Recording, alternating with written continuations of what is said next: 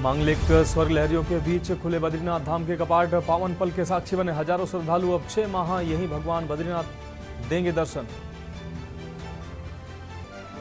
मुंबई में 3 जनसभा करेंगे सीएम धामी। बीजेपी प्रत्याशियों के पक्ष में जनसभा, जनता से करेंगे वोट की अपील।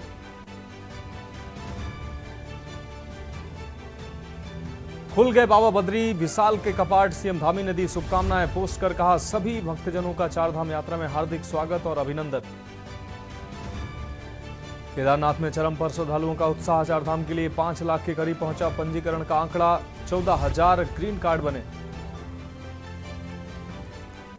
यमुनोत्री धाम में बुरा हाल, 9,000 यात्री 24 घंटे तक जाम में फंसे, पुलिस ने की यात्रा स्थगित करने की अपील। उत्तराखंड में बारिश का येलो अलर्ट, चारधाम में बर्फबारी होने की संभावना, यात्रा में श्रद्धालु गर्म कपड़े के साथ रखें रेनकोट। आप देख रहे हैं के न्यूज, खबरों का सारथी। नमस्कार, उत्तराखंड की खबरों के साथ मैं हूं मनोज मानस और अब खबरें विस्तार से। देहरादून से अहम खबर सामने आ रही है। आज मुंबई में जनसभा करेंगे सीएम धामी। बीजेपी प्रत्याशी उज्जवल देवराय निकम के पक्ष में जनसभा संबोधित करेंगे। तो उज्जवल निकम के पक्ष में जनसभा करेंगे सीएम धामी। शाम 5:30 बजे मुंबई में ये दूसरी जनसभा करेंगे सीएम धामी, जहां मिहिर चंद्रकांत कोटचे के पक्ष में जनसभा करेंगे सीएम धामी। शाम 7:45 पर मुंबई में ही तीसरी जनसभा को सीएम धामी संबोधित करेंगे। भाजपा प्रत्याशी पीयूष गोयल के पक्ष में यह जनसभा है, जिसमें सीएम धामी संबोधित करेंगे। तो सीएम धामी की महाराष्ट्र में आज 3 महत्वपूर्ण जनसभाएं हैं।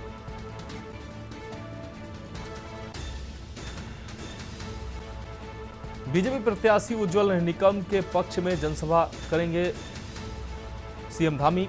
जाने माने वकील हैं उज्जवल निकम, बीजेपी ने उनको प्रत्याशी बनाया है। मिहिर चंद्रकांत कोटचे के पक्ष में भी दूसरी सभा करेंगे सीएम धामी। शाम 5:30 बजे मुंबई में ही ये दूसरी जनसभा है, जिसमें सीएम धामी का संबोधन है। वहीं मिहिर चंद्रकांत कोटचे के पक्ष में जनसभा करेंगे सीएम धामी। शाम 7:45 पर मुंबई में ये तीसरी जनसभा है मुख्यमंत्री धामी की। तो महाराष्ट्र में आज 3 जनसभाओं को संबोधित करेंगे उत्तराखंड के मुख्यमंत्री सीएम धामी। बीजेपी प्रत्याशी उज्जवल निकम के पक्ष में पहली जनसभा, वहीं दूसरी जनसभा 5:30 बजे, जहां मिहिर चंद्रकांत कोटचे के पक्ष में यह दूसरी जनसभा है।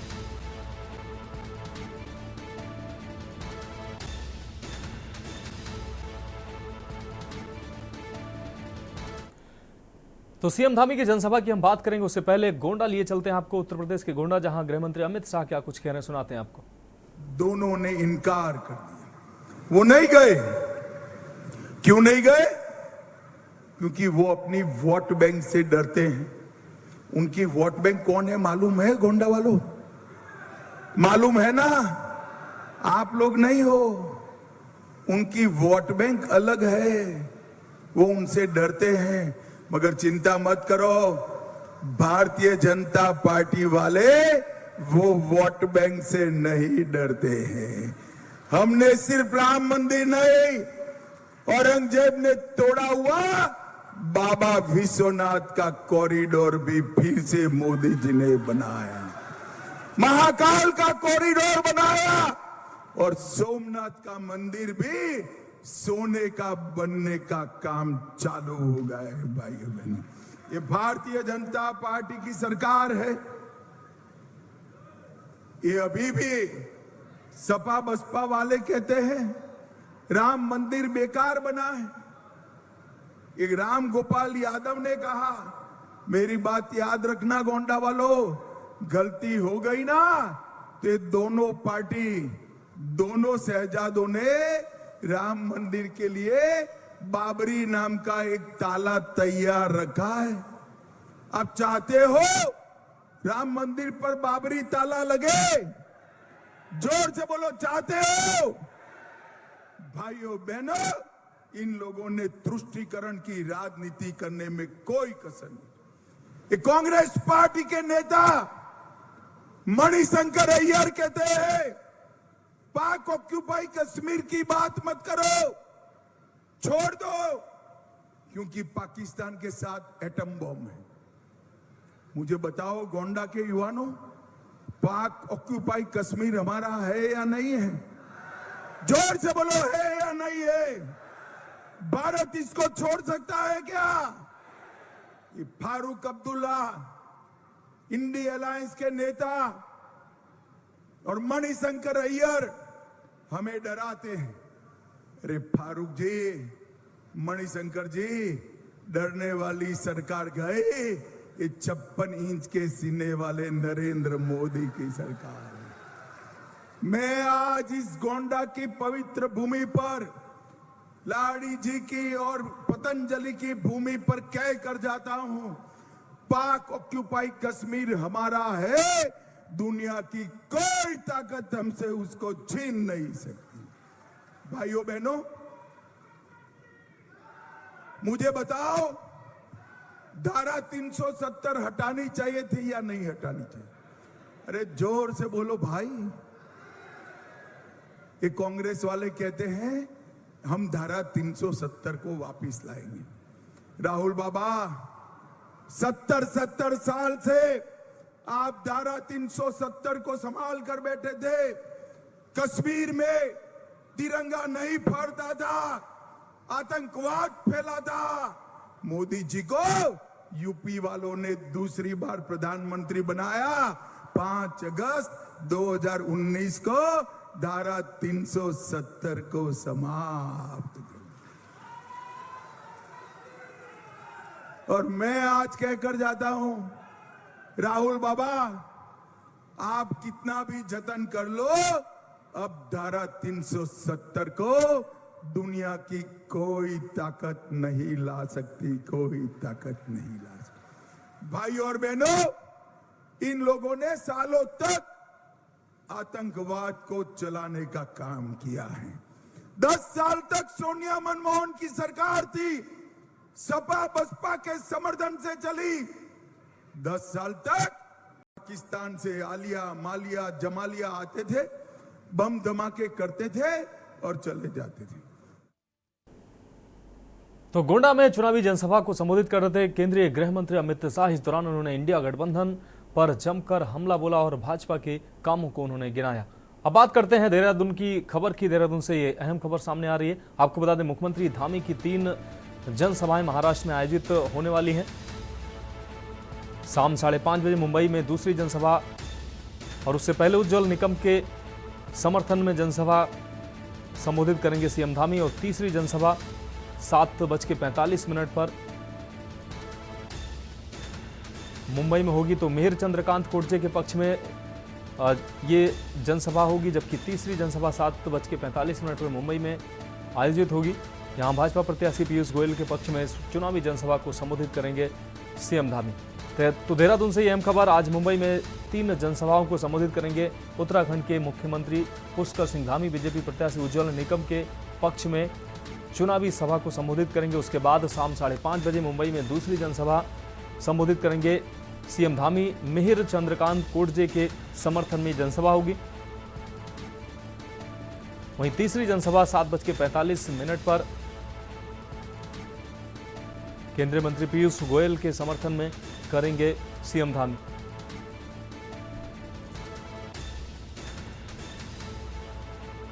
तो भाजपा प्रत्याशी पीयूष गोयल के पक्ष में समर्थन जुटाने के लिए जनसभा आयोजित हो रही है, जिसमें सीएम पुष्कर सिंह धामी जन संबोधन करेंगे। तो पुष्कर सिंह धामी की ये 3 जनसभाएं महाराष्ट्र में हैं। स्टार प्रचारक के तौर पर पुष्कर सिंह धामी की डिमांड है, अलग अलग राज्यों में उनकी बड़ी मात्रा में डिमांड हो रही है, और इसी के तहत 3 जनसभाएं ताबड़तोड़ महाराष्ट्र में आज कर रहे हैं उत्तराखंड के सीएम पुष्कर सिंह धामी।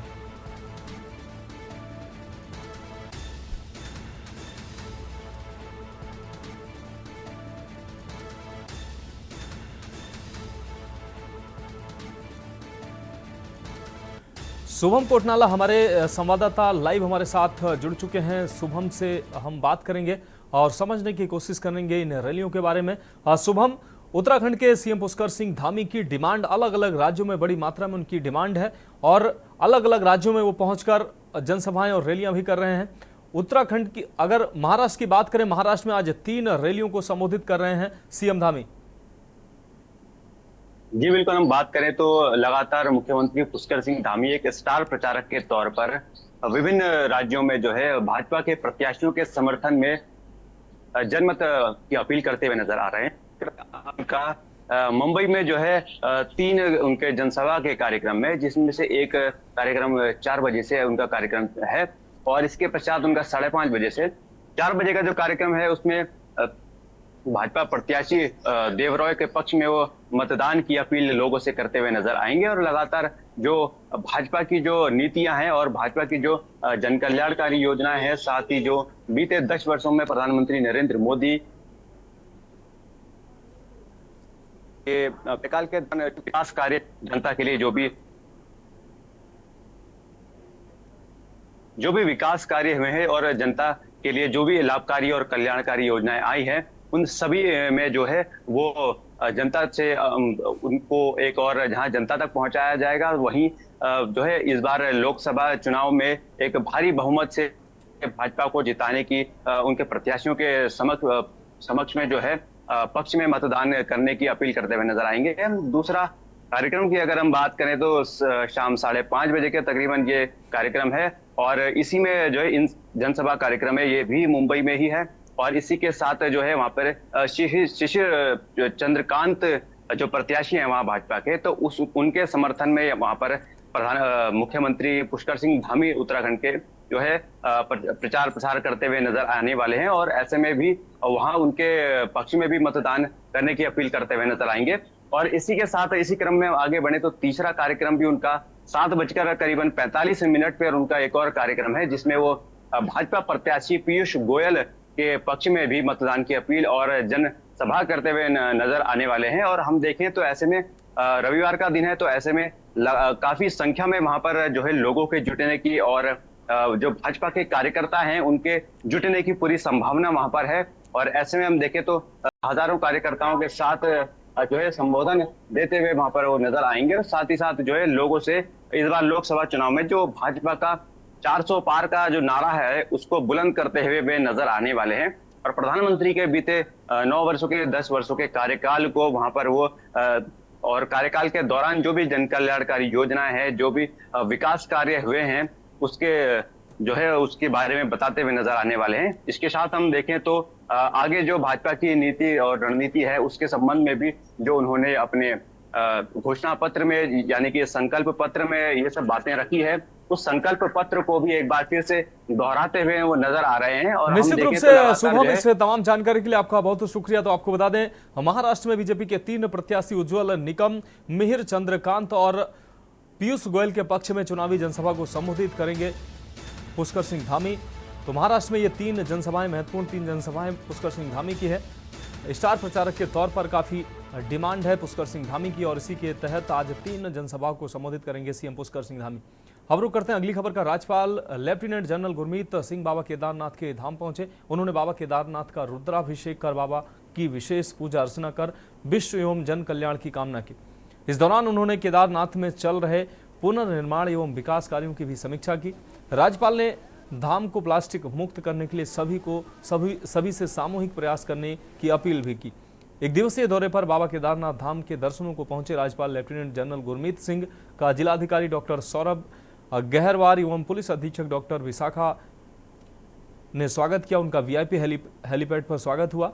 ड्यूटी पर मौजूद सभी अधिकारियों एवं कर्मचारियों का अभिनंदन करने के बाद राज्यपाल तीर्थ पुरोहित समाज एवं मुख्य पुजारी से मिले। इसके बाद बाबा केदारनाथ मंदिर में प्रवेश कर विशेष पूजा अर्चना कर संपूर्ण विश्व एवं मानवता के कल्याण की कामना की।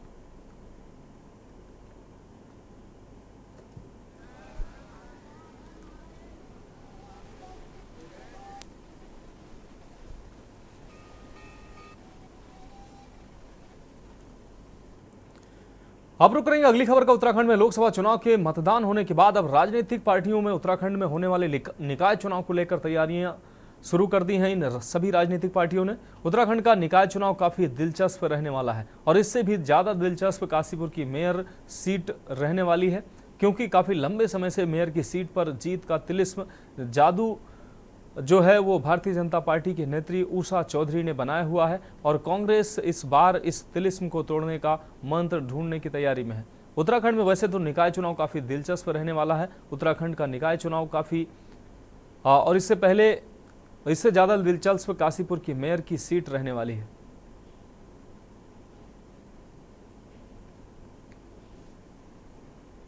देखिए, इस बार जैसे लोकसभा चुनाव में देखा पुरजोर से काशीपुर कांग्रेस इस बार 100% जीतेगी और जिस जोश के साथ लोकसभा चुनाव का कांग्रेस ने लड़वाया हर सीट पे, स्पेशली उत्तराखंड की जब मैं बात करूं तो कांग्रेस में जो फिर से पावर देखी गई है, जो जोश देखा गया है लोगों में, तन मन धन से लोगों ने कांग्रेस को लड़वाया है। 100% मुझे उम्मीद है कि काशीपुर नगर निगम की सीट इस बार कांग्रेस के पास ही आएंगी। अब बढ़ेंगे अगली खबर की ओर। उत्तराखंड हाईकोर्ट ने वन विभाग, राजकीय राजमार्ग व राजस्व भूमि पर हुए अतिक्रमण को स्वतः संज्ञान लेने को लेकर दायर जनहित याचिका पर सुनवाई करते हुए राज्य सरकार से प्रदेश भर में 15 साल की अवधि से अधिक कब्जा धारकों की विस्तृत रिपोर्ट पेश करने को कहा है, ताकि कोर्ट इस पर कोई आदेश पारित कर सके। अग्रिम आदेश तक कोर्ट ने अतिक्रमण पर यथास्थिति बनाए रखने के दिशा निर्देश दिए हैं। मामले की सुनवाई के लिए कोर्ट ने 9 जुलाई की तिथि नियत की है। इसके साथ ही उत्तराखंड हाईकोर्ट की खंडपीठ ने दिल्ली निवासी एवं व्यक्ति के पत्र का स्वतः संज्ञान लेकर जनहित याचिका का क्षेत्र विस्तृत करते हुए प्रदेश भर में अतिक्रमण पर राज्य सरकार से विस्तृत रिपोर्ट मांगी है। कोर्ट ने राज्य सरकार को आदेशित किया है कि जो 15 साल से अधिक अवधि के जो कब्जे हैं पूरे प्रदेश भर में, उनका विवरण कोर्ट में राज्य सरकार दाखिल करे, ताकि उस संबंध में अग्रिम आदेश किए जाएं। और तब तक जब तक ये डिटेल फाइल की जाती है, तब तक कोर्ट ने अतिक्रमण हटाए जाने के संबंध में जो आदेश हुए थे, उन पर यथास्थिति बनाए रखने के लिए भी आदेशित किया। क्या संज्ञान लिया था? गत वर्ष एक किसी के पत्र पर कोर्ट ने संज्ञान लिया था कि सड़कों के किनारे, हाईवेज में और फॉरेस्ट लैंड पे अतिक्रमण है, जिसपे सार्वजनिक संपत्तियों पर अतिक्रमण के द्वारा उनको घेरा गया। तब हाईकोर्ट ने लास्ट ईयर ऑर्डर भी किया था कि उन अतिक्रमणों को हटाने के संबंध में कार्रवाई की जाए जिला स्तर पर। अब रुक करते हैं अगली खबर का। रुद्रपुर लालपुर स्थित देवस्थली विद्यापीठ में सीनियर छात्रों की सेरेमनी थी, जिसमें रंग कार्यक्रम चल रहा था। इसी बीच छात्रों के 2 गुट आपस में भिड़ गए। किसी बात को लेकर दोनों गुटों में विवाद हो गया, जिसके बाद दोनों पक्षों के छात्र एकत्र हुए और एक दूसरे पर हमला कर दिया, जिससे मौके पर अफरा तफरी मच गई। छात्र और छात्राएं वहां भागने लगे। मारपीट से कई छात्र चोटिल भी हुए। बाद में मारपीट का वीडियो इंटरनेट मीडिया पर वायरल हुआ, जिसका पता चलते ही किच्छा लालपुर चौकी पुलिस मौके पर पहुंची, लेकिन तब तक मामला शांत हो चुका था। इधर एसपी सिटी ने बताया कि मामले की सूचना किसी भी छात्र की ओर से पुलिस को नहीं दी गई है। मीडिया में वीडियो वायरल हुआ है, उसकी जांच की जा रही है। इसके बाद आवश्यक कार्रवाई की जाएगी।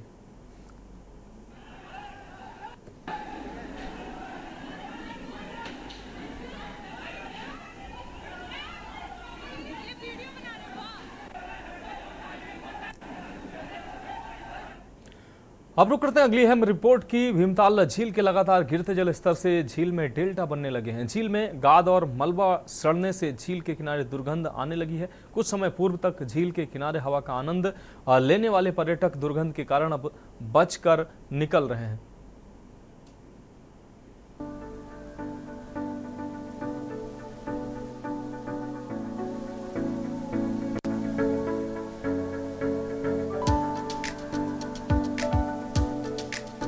वर्तमान में भीमताल झील का हाल वर्ष 2008 के जैसा हो गया है। करीब 16 वर्ष पूर्व झील का जल स्तर कम हो गया, जिसके बाद झील में जलमग्न केचुला देवी का मंदिर दिखाई दिया था। केचुला देवी का मंदिर झील में जलमग्न है। इसके दर्शन कई समय बाद होते हैं। श्रद्धालुओं को मंदिर की जानकारी देने के लिए उक्त स्थान पर एक बड़ा झंडा लगाया गया है। झील के सूखने की रफ्तार यही रही तो 1 माह से भी कम समय में फिर से केचुला देवी के मंदिर के दर्शन होने के आसार हैं। सामाजिक कार्यकर्ताओं का कहना है कि भीमताल झील की गहराई लगातार गाद के एकत्र होने से घट रही है। वर्तमान में काफी कम लागत में गाद को साफ किया जा सकता है। यदि मलबा सिंचाई विभाग निकाल दे तो जनता को काफी राहत मिलने के साथ ही जलीय जीवों के अस्तित्व पर मंडरा रहे खतरे को कम किया जा सकेगा।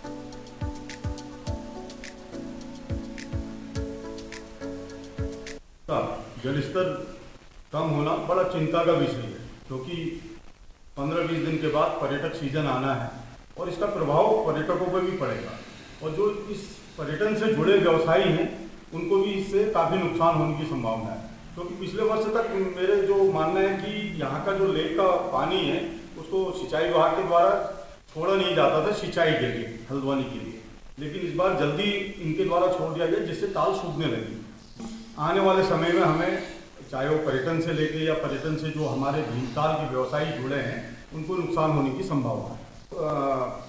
वो है कि बारिश का न होना भी इसके लिए जिम्मेदार है और साथ ही साथ बारिश का ना होना, साथ में जो हमारे जल स्रोत हैं लेक के आसपास उनका सूखना भी इसका मुख्य।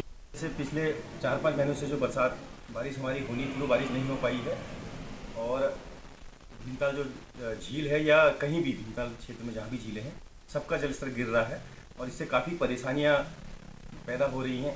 जैसे कारोबारियों को भी, नाव चालक हैं, कयाक वाले हैं, जो भी तालाब से जुड़ी गतिविधियाँ हैं उनमें काफ़ी परेशानियाँ हो रही हैं और भीमताल की स्थिति तो ये है कि यहाँ पर काफ़ी सिल्ट जमा हो चुकी है जिससे इसका स्तर और जैसे पानी भर नहीं पा रहा है, जिसमें बरसात होती है तो सिल्ट नीचे से दबी हुई है और सिल्ट निकल नहीं पा रही है, तो जिस कारण उस पर लगातार वो तालाब भर चुकी है मिट्टी से, तो उसका सिल्ट को निकालना भी बहुत ज़रूरी है और पानी का जो जल स्तर है वो लगातार गिर रहा है। बड़ा चिंतनीय विषय है कि आगे कैसे इसको बचाया जाएगा और इससे हमारे मतलब हम पूरे क्षेत्रवासियों को नुकसान होगा। वर्तमान में अक्टूबर माह से बारिश न होने के कारण इस बार झील में पानी में उसकी जो लेवल है उसमें काफ़ी गिरावट हुई है, जिससे कि उसके तल्ली भीमताल में अगर आप देखेंगे तो उसमें एक टापू सा दिखने लगी है।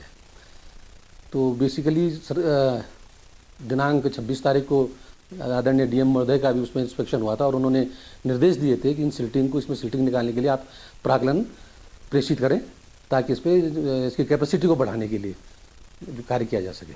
वही मामले में सिंचाई विभाग के सहायक अभियंता का कहना है कि शीतकाल के दौरान कम बरसात होने से झील पूरी तरह भर नहीं पाई।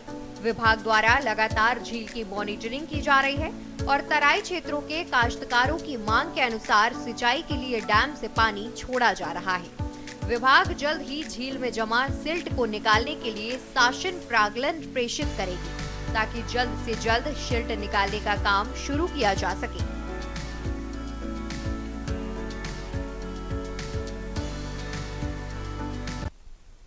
तो खबरों में वक्त एक ब्रेक का है, जल्द हाजिर होंगे। ब्रेक के बाद एक बार फिर से उत्तराखंड की खबरों में आपका स्वागत है। अब रुक करेंगे अगली खबर का। उत्तराखंड के जंगलों के सुलगने का सिलसिला जारी है। रात की बात यह है कि प्रदेश का मौसम बदलने की वजह से वनाग्नि की घटनाओं में रोकथाम देखने को मिली है। वनाग्नि से अब तक 1386 हेक्टेयर जंगल जलकर राख हो चुके हैं। वहीं बीते 24 घंटे की अगर बात करें तो कई दिनों से वनाग्नि से जूझ रहे वन विभाग के लिए शुक्रवार का दिन राहत भरा रहा। दरअसल मौसम की करवट बदलने के कारण बीते 24 घंटे में शुक्रवार से लेकर आज तक जो वनाग्नि की कोई नई घटनाएं सामने नहीं आई हैं। वहीं असम के दौरे से वापस लौटे उत्तराखंड के मंत्री सुबोध उनियाल ने अधिकारियों की वनाग्नि को लेकर समीक्षा बैठक ली। बैठक में प्रदेश के जंगलों को आग से बचाने के लिए 5 साल का एक्शन प्लान बनाने का फैसला किया, जिसका प्रस्ताव केंद्रीय पर्यावरण, वन एवं जलवायु परिवर्तन मंत्रालय को भेजा जाएगा। ये रिपोर्ट देखिए।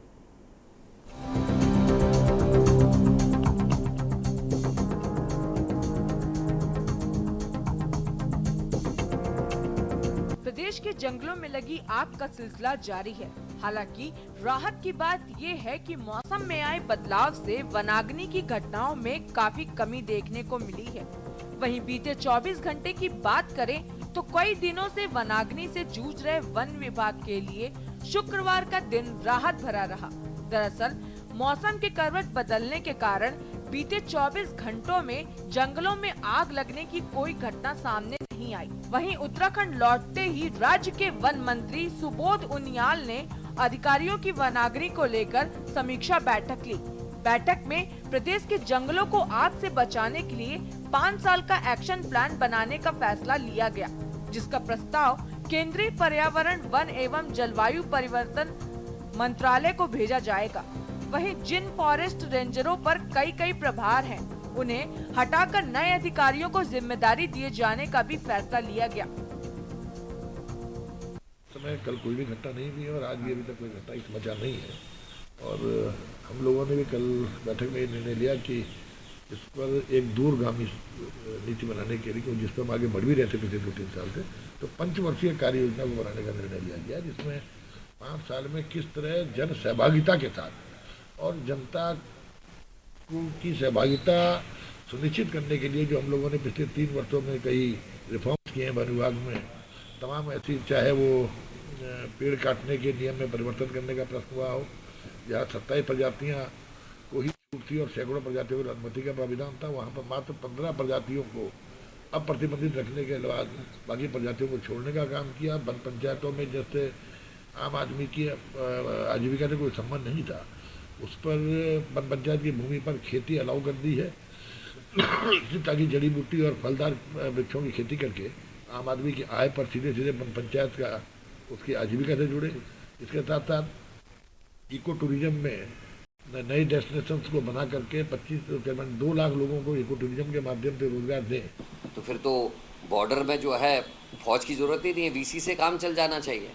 ये वनाग्नि जो है ये फील्ड वर्क है और इसमें जो सबसे बड़ी कमी आई है बीजेपी के शासन में, आपको याद होगा कुछ वर्ष पहले तक 2 काम होते थे। एक तो आग का जो सीजन होता था, जब पिरूल गिरता था चीड़ का, तो उस समय फायर वॉचर्स लगाए जाते थे। 2 या 3 महीने की एक फौरी नौकरी दी जाती थी, गाँव वालों को कुछ मानदेय दिया जाता था, वो उस आग को बचाते थे। दूसरा, पेयजल की समस्या होती थी, खच्चर लगाने की व्यवस्था, जिन गाँव में पानी नहीं होता था या पाइप सप्लाई नहीं थी, बारिश की कमी की वजह से पानी सूख जाता था, तो खच्चर लगाए। ये दोनों व्यवस्थाएं इस सरकार ने बंद कर दी है। घर घर नल और घर घर जल वालों को पता चलेगा त्राहिमाम कर रहा है पूरा पहाड़, पानी नहीं है गाँव में, शादियाँ हो रही तो लोग रो रहे हैं पानी के लिए। तो ये बहुत बड़ी स्थिति है। और मैंने एक सुझाव सरकार को दिया था, मैंने कहा था जो कंजर्वेशन एक्ट है फॉरेस्ट का, जो 80 के आसपास बना था दशक में, उसको बदलने की आवश्यकता है। इनकी डबल इंजन की सरकार को केंद्र में इस पर विचार करना चाहिए। पहले से लोगों के अधिकार, लोगों का जनजीवन जो है जंगलों से मिला हुआ था। उनके रोज़ की लकड़ी आनी है, घास आनी है, कुछ उनको चुगान की लकड़ी मिल जाती थी, कुछ उनको हक हकूक मिलते थे जिससे अपने घर ठीक करते थे। वो सारा सिस्टम क्रैश कर गया है।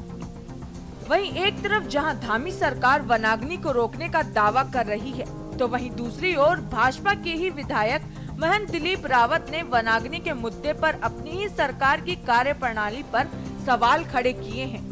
महंत दिलीप रावत ने मुख्यमंत्री पुष्कर सिंह धामी को पत्र लिखकर कहा कि वनाग्नि मामले में विभाग के बड़े अधिकारियों की जिम्मेदारी तय किए जाने की जरूरत है। सिर्फ छोटे कर्मचारियों को जिम्मेदार नहीं ठहराया जा सकता। उन्होंने कहा कि विभाग में छोटे कर्मचारियों की लंबे समय से कमी बनी हुई है, उनके पास संसाधनों का भी अभाव है। फायर वॉचर को कई बार समय पर वेतन नहीं मिलता, तो कई के पद लंबे समय से खाली चल रहे हैं।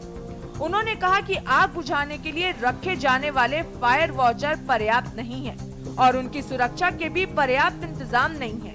वहीं अब इस मामले में आरोप प्रत्यारोप का दौर भी शुरू हो गया है। नहीं, निश्चित तौर पर सरकार बहुत गंभीर है और जिसका मुखिया ही, प्रदेश सरकार का मुखिया ही मैदान में उतर गया हो और एक संदेश देने का काम किया कि चाहे वो कोई भी संस्था हो, सामाजिक संस्थाएं हो, सरकार हो, सबको इस समय पर सरकार के साथ खड़ा होना चाहिए। अब वो उनका पत्र है, उसका संज्ञान लेंगे माननीय मुख्यमंत्री। निश्चित तौर पर हर अधिकारी कर्मचारी को हमको सुविधा देनी चाहिए, लेकिन ये भी याद रखना चाहिए कि पहली बार नहीं है। 2016 में सबसे अधिक वनाग्नि का आंकड़ा है और तब के मुख्यमंत्री कौन थे। तो जो प्रश्न खड़े और भी कर रहे हैं, उनको ये भी झांकना चाहिए कि उत्तराखंड का जो भौगोलिक भाग है, भूभाग में 65% फॉरेस्ट है। उत्तराखंड के जंगलों में जो भीषण आग लगी उस पर हमने अपनी चिंताएं काफ़ी समय से जो है सरकार के सम्मुख रखी। हम लगातार सरकार को चेताते रहे, सरकार को जगाते रहे, लेकिन सरकार कुंभकर्णी निंद्रा में सोती रही और मुख्यमंत्री भी तब जागे जब जो है 1500 हेक्टेयर से ज़्यादा जंगल जल करके खाक हो गए, वन्य जीवन को गंभीर जो है नुकसान हुआ और पर्यावरण को जो है गंभीर जो है नुकसान हुआ। उसके बाद केवल बयानबाजियां हुई और इंद्रदेव की कृपा से अब थोड़ा बहुत अग्नि पर जो है नियंत्रण हुआ है, लेकिन सरकार के इंजाम जो है हाँपते हुए नजर आए। सरकार जो है कहीं भी गंभीर नजर नहीं आई। वन मंत्री लगातार जो है प्रदेश में नहीं रहे। ये बहुत गंभीर विषय है और यही बात और अब सीधे आपको लिए चलते हैं नॉर्थ सेंट्रल मुंबई, जहां पर उज्जवल निकम के समर्थन में जनसभा करने पहुंचे हैं मुख्यमंत्री धामी। और जनसभा से पहले वहां वो पहुंचे हैं। मशहूर वकील उज्जवल निकम के समर्थन में जनसभा को करने पहुंचे हैं मुख्यमंत्री धामी। उसमें मोदी की नमस्कार को लेकर, उनको देश के प्रधानमंत्री बनाने के सब को लेकर, अपने अभिवादन को लेकर आप सबके बीच में पहुंचते हुए आज बम्बई के अंदर पहुंचे हैं। और बम्बई की पूरी महाराष्ट्र भाजपा के द्वारा इनकी बात आप तक पहुंच जाए, हर लोकसभा में पहुंच जाए, उसकी पूरी रचना योजना बनाई है कि 6 की 6 लोकसभाओं में माननीय मुख्यमंत्री जी का कार्यक्रम रखा है। मित्रों, आज आपको उत्तराखंड नहीं रहा जिसकी आप परिकल्पना करते थे। आज उत्तराखंड की सिंचाई व्यवस्था की अगर आकलन किया जाए तो वो उत्तम स्तर की व्यवस्थाओं में आने लगी है। आज उत्तराखंड का राजस्व व्यवस्था उत्तम हो गई है। लोग चर्चा करते हैं कि कैसी कैसी व्यवस्थाएं उसके धामी जी के नेतृत्व में खड़ी हो गई है। अब वो हॉस्पिटल नहीं रहेगी जहां दवाइयां नहीं थी, उसका धामी जी के नेतृत्व के अंदर पूरे उत्तराखंड के हॉस्पिटल में दवाइयों का भंडार भरा हुआ है। आज आप चिंतित मत कि आपकी माता का इलाज कैसे हो रहा होगा। हम बॉम्बे के अंदर बैठे हैं, मेरी माता जी पर्वतीय क्षेत्र में है, वो दिक्कत में ना हो। ई मेडिकल के द्वारा डॉक्टर एम्स से फोन करने पर सीधा एक पर्चा लिखता है और दवाई पहुंचती है। जब आप इस विश्वास के साथ बॉम्बे से जाते हैं कि केदारनाथ जी में बद्रीनाथ जी के हम दर्शन करने जाएंगे तो उछलती छलकती पहाड़ की सड़कें, पर्वत के मैदानों में जब साफ सुथरी सड़कें मिलेगी, आपकी गाड़ी की स्पीड के साथ साथ मन की गति भी तेज हो जाएगी।